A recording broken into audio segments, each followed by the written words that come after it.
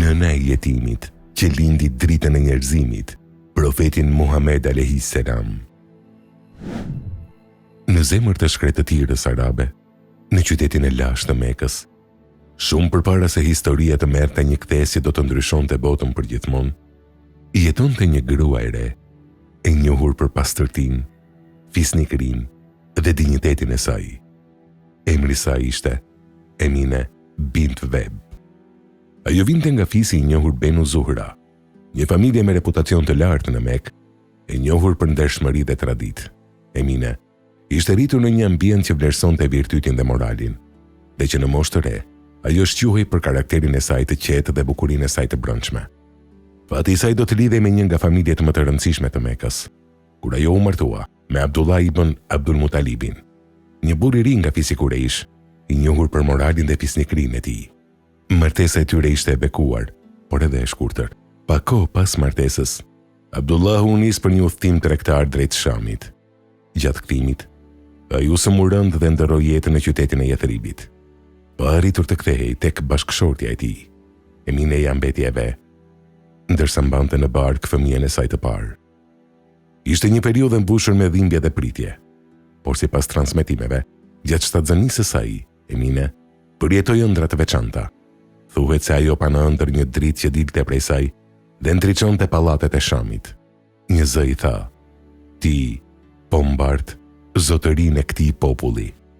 Kjo ëndër do të mbetej në zemrën e saj si një shenjë një të ardhme jetë jashtëzakonshme. Në vitin 570 e erës sonë, në atë që njihet si viti i elefantit, Emine solli në jetë një djalë jetim. Ai do të quhej Muhammed a.s. Lindja e tij nuk ishte si çdo lindje tjetër. Në rrëfime tradicionale përmenden shenja të veçanta që shoqëruan ardhjen e tij në këtë botë. Por për Eminën, ai ishte mbi të gjitha biri i saj, një amanet i shtrenjtë që ajo do ta rriste me dashuri, pavarësisht të dhimbjes që mbante në zemër. Sipas zakoneve të Mekës, fëmijët e porsalindur dërgoheshin në shkretë të tir për të rritur në një ambient më të pastër dhe për të mësuar gjuhën e pastër arabe. Në këtë kontekst, Emine ja besoi djalin e saj një gruaje nga fisi Benu Sad, Halime Sadijes. Ishte një moment i vështirë për një nën, të ndahesh nga foshnja jote, edhe për një kohë të shkurtër, kërkon forcë të madhe. Por Emineja e bëri këtë me besim dhe shpresë, duke e ditur se kjo ishte për të mirën e tij.